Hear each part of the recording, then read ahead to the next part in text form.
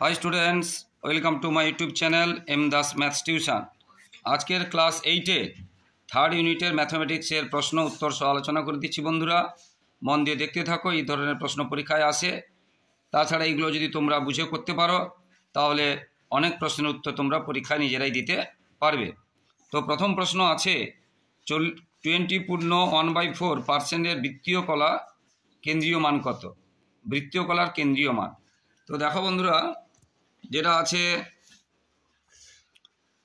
20 পূর্ণ 1/4%, এটাকে আমরা গুণ করে যদি যোগ করি 81/4 হবে, আর পার্সেন্ট উঠাতে গেলে নিচে 100 বেড়ে যাবে, তাহলে 4 ছিল ইন্টু 100 400 হয়ে যাবে। এটাকে বৃত্তীয় কলায় করতে গেলে 360 ডিগ্রি দিয়ে গুণ করতে হবে। 360 ডিগ্রি দিয়ে গুণ করে এবারে কাটাকাটি করে দিলাম, এটা হয়ে গেল উত্তর। এটা অপশান সিতে আছে। বুঝতে পেরেছো? একদম সহজ অঙ্ক আছে। দেখো এটা আছে অপশান সি। এরপর আছে 16 দিনে একটি বইয়ের 180 পৃষ্ঠা যদি পড়া যায়, 12 দিনে কতগুলো পৃষ্ঠা পড়া যাবে? এটা একদম 5-এর অঙ্ক, খুব সহজ অঙ্ক, একদম 5-এর অঙ্ক।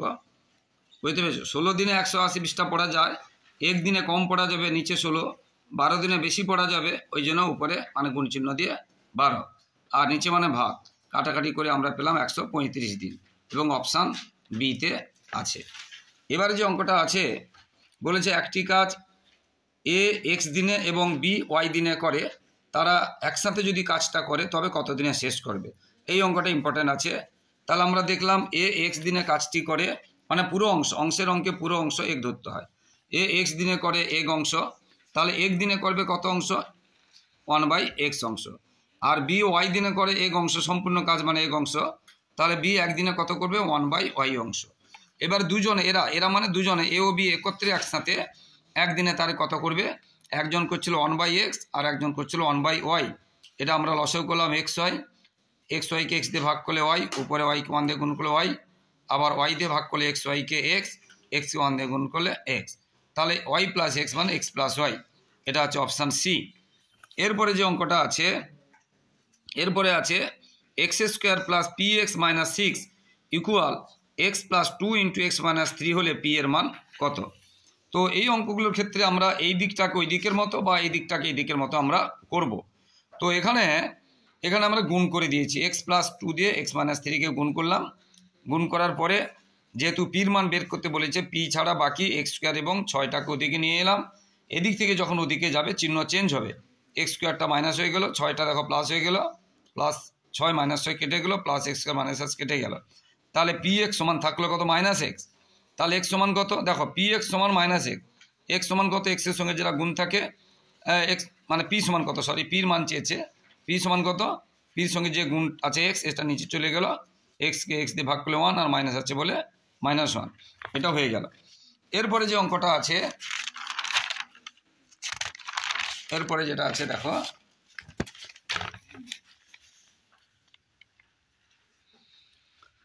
এরপরে আছে x² মাইনাস 7x প্লাস 10 এর একটি উৎপাদক x মাইনাস 5 হলে অপর উৎপাদক কত?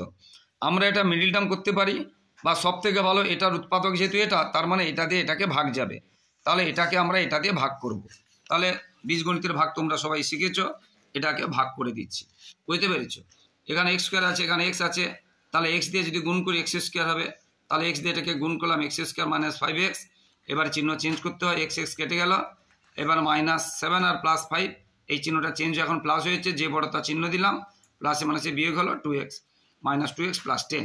এবারে x আছে, -2x আনতে হবে, তাহলে -2 দিয়ে এটাকে গুণ, আর মাইনাসে মাইনাসে প্লাস হয়ে গেল, তাহলে উত্তর হলো কত? x - 2। সেটা তোমাদের অপশান সিতে ছিল। এরপরে যেটা আছে, দুটি রাশির লসাগু আছে x এবং গসাগু আছে y, একটি রাশি p হলে অপর রাশি কত? এটাও 5-6-এর অঙ্ক, খুব সহজ অঙ্ক। আমরা জানি দুটি সংখ্যার গুণফল সমান তাদের লসাগু গুণ গসাগু, অর্থাৎ একটা বের করতে গেলে লসাগু আর গসাগুকে গুণ করে অপরটা দিয়ে ভাগ করতে হবে। যেহেতু এখানে একটি রাশি দেওয়া আছে, তাহলে অপর রাশি বের করতে গেলে কি করতে হবে? লসাগু আর গসাগু গুণ করে একটি রাশি দিয়ে ভাগ করতে হবে। বইতে প্রশ্নে লসাগু x ছিল, গসাগু y ছিল, তাই x গুণ y বাই একটি রাশি p ছিল, ভাগ করে দিলাম, এটা অপশান এতে আছে। এরপরে যে এই অঙ্কটা আছে, এই অঙ্কটা এরপরে আছে, এটাতে বলেছে যে n/1 - n + n/n - 1 এর সরলতম মান কত। মোস্ট ইম্পর্টেন্ট আছে এই অঙ্কটা, মোস্ট ইম্পর্টেন্ট আছে। একটু লক্ষ্য করে দেখো, এখানে 1 - n আছে আর এখানে n-1 আছে, একই সংখ্যা আছে কিন্তু চিহ্ন আলাদা। তখন আমরা কি করব, এই চিহ্নটা চেঞ্জ করলে এটা এখানে চলে আসবে, এটা এখানে চলে আসবে। দেখো এই প্লাসটা চেঞ্জ করেছি, সেই জন্য এটা চেঞ্জ হয়ে গেছে, 1টা এখানে চলে আসছে, nটা এখানে চলে আসছে। এবারে এই দুটো লসাগু কি হবে, এই দুটো লসাগু একটাই হলো n1 - n। এবারে লসাগু যদি মিলে যায় তাহলে n - n, n থেকে n গেলে কত 0, 0কে যে কোনো সংখ্যা দিয়ে ভাগ করলে 0 হয়, তাহলে অপশান ডি, অপশান ডি। এরপরে যে অঙ্কটা আছে যে এটা x/a = 1/a - 1/x হলে x × 1 - x এর মান কত। তো দেখো এইটা দেওয়া ছিল, এখান থেকে আমরা এটাকে এদিকে নিয়ে চলে এসেছি, মাইনাস হয়ে গেছে, দেওয়া ছিল কিন্তু সমান 1/a। দেখো যেটা দেওয়া ছিল x/a = 1/a - 1/x ছিল, আমরা এটাকে এদিকে নিয়ে চলে আসছি, তাহলে মাইনাস হয়ে যাবে। সমানের এদিক থেকে ওদিকে গেলে মাইনাস হয়ে যায়, এটা মাইনাস হলো। এবার এর লসাগু এ হলো, লসাগু মিলে গেলে উপরেটার সঙ্গে উপরেটা বিয়োগ থাকলে বিয়োগ, যোগ থাকলে যোগ হবে। এবার আমরা এটাকে এটাতে গুণ, এটাকে এটাতে গুণ করলাম, এক্স দিয়ে গুণ করলাম, এটাকে এটাতে গুণ, এটাকে এটাতে গুণ, একে -1 গুণ করলে -1, তাহলে এইটা সমান। দেখো এবার বইতে যেটা চেয়েছে x - 1 চাইনি, 1 - x চেয়েছে, মানে উল্টো চেয়েছে, অর্থাৎ এই চিহ্নটা আমরা চেঞ্জ করে দেব। উল্টো চেয়েছে, বুঝতে পেরেছি, অর্থাৎ এই চিহ্নটা আমরা চেঞ্জ করে দেব। তার উত্তর হলো এ, অর্থাৎ অপশান ডিতে আছে, অপশান ডিতে এই আনসারটা আছে। এরপরে -5 - 7 বিন্দুটি কোন পাদে অবস্থিত। আমরা জানি প্রথম পাদে যে বিন্দুগুলো থাকে, প্রথম পাদে যে বিন্দুগুলো থাকে দুটোই প্লাস হয়, এখানে দুটো প্লাস, মানে xও প্লাস ওয়াইও প্লাস, এখানে x - y প্লাস, এখানে xও - yও মাইনাস, আর এখানে x + y মাইনাস, অর্থাৎ দুটো মাইনাস বলেছে, অর্থাৎ তৃতীয় পাদে। কোন পাদে থাকবে না, তৃতীয় পাদে থাকবে। এরপরে যে অঙ্কটা আছে, n বাহু বিশিষ্ট একটি বহুভুজের অন্তঃকোণ ও বহিঃকোণের অনুপাত, এটা একটু কঠিন আছে। n বাহু না দিয়ে তোমাদের একটা সংখ্যা বলে দিতে পারে, 6টি বাহু কি 8টি বাহু কি 10টি বাহু, বুঝতে পেরেছো। তো n বাহু বিশিষ্ট কোনো বহুভুজের অন্তঃকোণ ও বহিঃকোণের অনুপাত কি হবে। n যদি বলে যতগুলো বাহু বলবে, এটা সূত্র মনে রাখো, n - 2, n - 2:2, বুঝতে পেরেছো। তাছাড়া এটা যদি আমরা করাই, বড় করে যদি ব্যাখ্যা করে করাই, সেটা আমরা দেখে দিচ্ছি, দেখো, বুঝতে পেরেছো। বহিঃকোণ বের করতে গেলে যতগুলো বাহু বলবে, n বাহু বলেছে, তাহলে 360কে n দিয়ে ভাগ করতে হবে। যদি এটা 6টা বাহু বলতো, 360কে 6 দিয়ে ভাগ করতাম। তাহলে অন্তঃকোণ কি করে পাই না, 180 ডিগ্রি থেকে বহিঃকোণ বাদ দিলে অন্তঃকোণ পাই। যেহেতু আমরা বহিঃকোণটা এটা পেয়েছি, তাহলে 180 ডিগ্রি থেকে বহিঃকোণ বাদ দিলাম, এটা হবে অন্তঃকোণ। এবারে বইতে বলেছে অন্তঃকোণ বহিঃকোণের অনুপাত, অন্তঃকোণ এটা, বহিঃকোণ এটা। এবার একই সংখ্যা যদি থাকে, যে n এর নিচে কেটে দিলাম, তারপরে 180 আর 360কে ভাগ করে দিলাম 180 দিয়ে, তাহলে থাকলো n - 2:2। অর্থাৎ তোমরা কি শিখলে, যে যতগুলো বাহু বলবে, তখন আমরা যদি অন্তঃকোণ ও বহিঃকোণের অনুপাত বের করি, তখন আমরা করব n - 2:2, এটা সূত্র। এরপরে যে অঙ্কটা আছে, একটি সুষম বহুভুজের বাহুর সংখ্যা 9 হলে বহুভুজটির প্রতিটি বহিঃকোণ, এক্ষুনি বলে দিলাম, এবং মোস্ট ইম্পর্ট্যান্ট, এটাতে প্রতিটি বহিঃকোণ বলেছে, কিন্তু পরীক্ষায় বেশি করে আসে প্রতিটি অন্তঃকোণ, অন্তঃকোণ পরীক্ষা বেশি করে আসে। তো এক্ষুনি বলেছিলাম, বাহুর সংখ্যা যদি দেওয়া থাকে 360কে বাহু দিয়ে ভাগ করলে বহিঃকোণ পাবো, বা বহিঃকোণ দিয়ে ভাগ করলে বাহু পাবো। আমরা বহিঃকোণ দিয়ে ভাগ করলে বাহু পাই, আবার বাহু দিয়ে ভাগ করলে আমরা বহিঃকোণ পাই, বুঝতে পেরেছো। এইভাবে অঙ্কগুলো হয়। তাহলে আমরা 360কে আমরা যেহেতু বইতে যেটা দেওয়া ছিল 9, বুঝতে পেরেছো, যে বাহুর সংখ্যা 9, তাই বাহু দিয়ে ভাগ করলাম, তাহলে বহিঃকোণ হলো 40 ডিগ্রি, বহিঃকোণ হলো 40 ডিগ্রি। কিন্তু অন্তঃকোণ কী করে বের করবো, অন্তঃকোণ আসে আবার 180 ডিগ্রি থেকে 40 বাদ দিলে অন্তঃকোণ হবে। এই প্রশ্ন বলেনি, কিন্তু বেশিরভাগ করে আসে। তাহলে আমরা কি শিখলাম, 360কে বাহু দিয়ে ভাগ করে বহিঃকোণ পাবো, বা বহিঃকোণ ভাগ দিলে বহিঃকোণ দিয়ে ভাগ করলে আমরা বাহু পাবো। এরপরে যে অঙ্কটা আছে, এই অঙ্কটা দেখো, এই অঙ্কটা প্রদত্ত চিত্রে বি ও সির মান কত। দেখো এটার সঙ্গে এটা বি ও সি বলেছে, বি ও সি এই মানটা চেয়েছে, দেখো ভালো করে, বি ও সি এটা চেয়েছে। এখন দেখো এরকম যদি ঢেরা চিহ্ন হয়, এটা আর এটা বিপরীত কোণ হয়, বিপ্রতিপ কোণ হয়, এটা একটা বিপরীত কোণ, অর্থাৎ ই ও ডি যা মান হবে, সি ও, এই যে সি ও এফও তাই মান হবে। আবার দেখো এ ও ই যা মান হবে, বি ও এফও তাই মান হবে। এ ও ই 40 আছে, তাহলে বি ও ই এফ হবে 40 ডিগ্রি। আর ই ও ডি বা ডি ও ইটা বের করব কি করে, দেখো এ বি একটা সরল লেখা, মানে এটা এটা এটা নিয়ে হবে 180 ডিগ্রি। এ ও এফ, এ ও ই এবং ই ও D R D O B A তিনটে নিয়ে হবে 180 ডিগ্রি। সরল লেখা মানে সরল কোণের মানে 180 ডিগ্রি হয়। আবার বলছি বন্ধুরা, এই কোণটা এই কোণটা এই কোণটা নেবে 180 ডিগ্রি, এটা আছে 40, এটা আছে 31, তাহলে এটা কত না 180 থেকে 40 আর 31 যোগ করে বাদ দেবো, এটা আমরা পেয়ে যাব। কি বলছি বুঝতে পেরেছো? পেয়ে গেলাম, ঠিক আছে। এবারে এই কোণটা যদি পেয়ে যাই, এই কোণটা আর এই কোণটা সমান হবে বলেছি, বিপ্রতীপ কোণ, এটা হয়ে গেল, এটা যা পেয়েছি এটা পেয়ে গেলাম। আবার এইটা 40 মানে এটাও 40, আর এটা যোগ করলে আমরা পেয়ে যাব বিও সি, যেটা চেয়েছে। এবার অঙ্কের দিকে দেখো, যে কথাগুলো বললাম দেখো বন্ধুরা, যেটা বলছি এই যে বিও সি কী করে পাবো না, সিও এফ এবং এফ ও বি এই দুটো কোণ যোগ করে পাবো, বুঝতে পেরেছো? এবার সিও এফটা কী করে পাবো, বুঝতে পেরেছো? আর ই দেখো লক্ষ্য করে, ইও ডিটা আমরা কী করে পাবো, এই পুরোটা একটু আগে বলেছিলাম, 180 থেকে এইটার এটা যোগ করে বাদ দিলে এইটা পেয়ে যাবো। ইওডি 180 থেকে যোগ করে পেয়েছি 109 ডিগ্রি, তাহলে ইওডি 109 ডিগ্রি হয়েছে মানে সিও এফও হবে 109 ডিগ্রি, তাহলে সিও এফ হচ্ছে 109 ডিগ্রি, বুঝতে পেরেছো?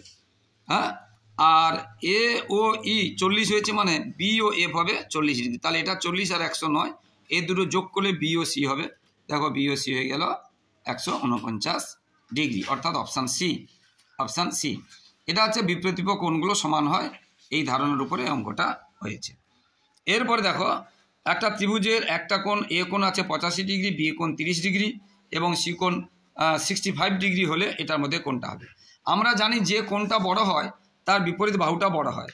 দেখো এ কোণটা 85, তার মানে সব থেকে বড় হবে বিসি বাহুটা, আর বি কোণটা 30 মানে ছোট, তার মানে এসি বাহুটা সব থেকে ছোট হবে, আর সি কোণটা 65 মানে এ বি বাহুটা মাঝারি হবে।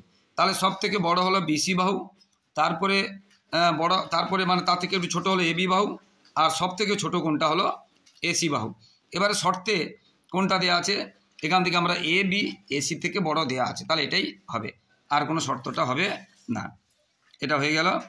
এরপরে ত্রিভুজ এবিসি এর বি ও সি কোণের অন্তঃসমদ্বিখণ্ড পরস্পর ও বিন্দুতে মিলিত হয়েছে। যদি বি ও সি 120 ডিগ্রি হয় তবে বি এ সি এর মান কত? এটা মোস্ট ইম্পর্টেন্ট বন্ধুরা, একদম আসবে, ধরে নাও মোস্ট ইম্পর্টেন্ট অঙ্ক, এটা একদম আসবে, বুঝতে পেরেছো? তো এই অঙ্কটার ক্ষেত্রে একটা সূত্র আছে, দেখো এবিসি ত্রিভুজের বলেছে বি এর অন্তঃসমদ্বিখণ্ডক এবং সি এর অন্তঃসমদ্বিখণ্ডক ও বিন্দুতে মিলিত হয়েছে এবং বি ও সি দেওয়া আছে 120 ডিগ্রি আর এর মান চেয়েছে। এই ক্ষেত্রে এই অঙ্কের ক্ষেত্রে নিয়ম আছে, এই বি ও সিটা বের করতে গেলে 90 যুক্ত a/2 অর্থাৎ BAC/2, 90 যুক্ত BAC/2, বুঝতে পেরেছো? তাহলে বি ও সি বের করতে গেলে নিয়ম কি, 90 যুক্ত BAC/2, এটা হচ্ছে অন্তঃসমদ্বিখণ্ডক, আর বহিঃসমদ্বিখণ্ডক হলে এটা মাইনাস হতো। যাই হোক, এটা যেহেতু অন্তঃসমদ্বিখণ্ডক দিয়েছে তাহলে প্লাস হবে, বহিঃসমদ্বিখণ্ডক হলে এটা মাইনাস হবে, সেটাও আসে পরীক্ষায়, সেটাও আসে। তাহলে এখানে দেখো যেহেতু এটা দেওয়া আছে, আমরা এই জন্য এই দিকটা ঘুরিয়ে দিলাম, এটা যেহেতু বের করতে হবে, যেটাকে বের করতে হবে সেটাকে এদিকে রাখলাম, যেটা দেওয়া আছে এদিকে করে দিলাম। এবারে বিওসি কত দেওয়া আছে 120, এটা মান বের করতে হবে। এই 90টা ওদিকে গেল, মাইনাস হয়ে গেল 20, 120 থেকে 90 মাইনাস করলাম 30, আর এই দুইটা ওদিকে গুণ হয়ে যায়, সমানের ওদিকে ভাগটা গুণ হয়ে যায়, তাহলে এটা কত হয়ে গেল 60 ডিগ্রি। তাহলে এটা কত ডিগ্রি হয়ে গেল 60 ডিগ্রি। মোস্ট ইম্পর্টেন্ট অঙ্ক, এই অঙ্কটা তোমরা কিন্তু ভালো করে দেখে নাও, দরকার হয় স্ক্রিনশট নিয়ে নাও বন্ধুরা, একদম আসবে। এই অঙ্কটাও আসতে পারে, খুব সহজ প্রশ্ন হলে এই অঙ্কটাও আসতে পারে, যেটা বললাম, যে কোনটা বড় হয় তার বিপরীত বাহুটা বড় হয়, আর এটা একদম আসবে। আর যদি বাই চান্স বহিঃসমদ্বিখণ্ডক দেয় তখন এইখানটায় কী হবে, মাইনাস হবে, তখন এইখানটায় মাইনাস হবে। এরপরে যে অঙ্কটা আছে, একটি ত্রিভুজের 3টি কোণের অনুপাত 5:3:4 হলে বৃহত্তম কোণটির পরিমাণ কত? এটাও মোস্ট ইম্পর্টেন্ট আছে। তো 3টি কোণের অনুপাত দেওয়া আছে 5:3:4, আমরা ধরে নিলাম প্রথম কোণটি 5x ডিগ্রি, দ্বিতীয় কোণটি 3x ডিগ্রি এবং তৃতীয় কোণটি 4x ডিগ্রি, আর মোট কোণ তিনটে যোগ করলে কত হয় 180 ডিগ্রি। তাহলে আমরা লিখলাম 5x, 3x আর 4x 180 ডিগ্রি, সেখান থেকে 12x, এটা যোগ করলাম, তাহলে x = 12 দিয়ে ভাগ করলাম 15 ডিগ্রি। বৃহত্তর কোণটা হবে সব থেকে বড়টা 5x, তাহলে 5 × x মানে 15, 75 ডিগ্রি। যদি ক্ষুদ্রতর বলতো 3x হতো, তাহলে 3 × x মানে 3 × 15 তখন 45 ডিগ্রি হতো, কিন্তু এখানে বড়টা চেয়েছে, তাহলে এখানে এটাই হলো উত্তর 75 ডিগ্রি। অপশান সিতে আছে, অপশান সিতে আছে। এরপরে ax - b = bx - a হলে x এর মান কত? একদম সহজ অঙ্ক আছে, x এর মান বের করা সমাধান অঙ্ক। আমরা যেহেতু x এর মান বের করব, এটা এদিকে চলে গেল মাইনাস হয়ে গেল, এটা এদিকে চলে গেল প্লাস হয়ে গেল। x এর মান বের করব বলে x কমন নিয়ে নিলাম, x নিয়ে নিলে b - a থাকলো। আর এখানে দেখো লক্ষ্য করে, এখানে b মাইনাস মানে এখানে আছে দেখো a - b, আর এখানে আছে দেখো উল্টো আছে -a + b। সেই জন্য আমরা কি করব, মাইনাস কমন নিলে চিহ্নটা চেঞ্জ হয়ে যাবে, অর্থাৎ বুঝতে পেরেছো, এটা মাইনাসটা প্লাস হয়ে গেল, প্লাসটা মাইনাস হয়ে গেল। এবার x এর সঙ্গে যেটা গুণ আছে সেটা নিচে হয়ে যাবে। এবার একই সংখ্যাকে একই সংখ্যা ভাগ করলে 1 হয়, আর মাইনাস থাকার জন্য মাইনাস হলো। শুধু এইখানটায় আছে ব্যাপারটা, এইখানটা আমরা দেখতে পাচ্ছি a - b, কিন্তু এখানে -a আছে, উল্টো চিহ্ন আছে, মাইনাস কমন নিলে আমাদের এর মতো চিহ্ন হয়ে যাবে, অর্থাৎ এই চিহ্নটা চেঞ্জ হয়ে যাবে, হয়ে গেল। এরপরে এটা খুব সহজ অঙ্ক আছে, 5x² y z³ এবং 25xy² z এবং 30xy z² এর লসাগু কত? লসাগু করতে বলে এই সংখ্যাগুলো তোমরা আলাদা করে লসাগু করে নেবে, আর এই যে xy z আছে, x এর সব থেকে বড় ঘাতটা কত আছে সেটা হবে লসাগুতে, আর গসাগুতে হবে সব থেকে ছোট ঘাতটা। তো এখানে সব থেকে বড় x2, এখানে x, এখানে x, তাহলে x2, y এখানে 1, এখানে y2, এখানে y1, তাহলে সব থেকে বড় 2, z এখানে 3, এখানে 1, এখানে 2, তার থেকে সব থেকে বড় 3, তাহলে z সব থেকে বড় 3, আর x আর y কতগুলো হয়েছে, 2 2 করে হয়েছে। তাহলে x 2 হয়েছে, y 2 হয়েছে, আর z 3 হয়েছে, আর এটার লসাগু করলাম 150 হয়েছে। তাহলে উত্তর হবে 150 x² y² z³ এবং সেটা অপশান বিতে আছে, অপশান বিতে আছে। অঙ্কটা দেখে নাও, অপশান বিতে আছে। এবার এটা একদম সহজ অঙ্ক আছে, 300 টাকার 10%-এর 20%, তার মানে 10% মানে পার্সেন্ট মানে নিচে 100, গুণ এর মানে গুণ 20% মানে 20-র নিচে 100। এটা একদম সহজ অঙ্ক, আমরা শুধু 10% মানে নিচে 100, 20% নিচে 100 কোনাকুনি। এবার আমরা কাটাকাটি করে দিলাম, উপরের সাথে নিচে কত বেরোলো, আর 10 বেরোলো। এরপরে যে অঙ্কটা আছে দেখো,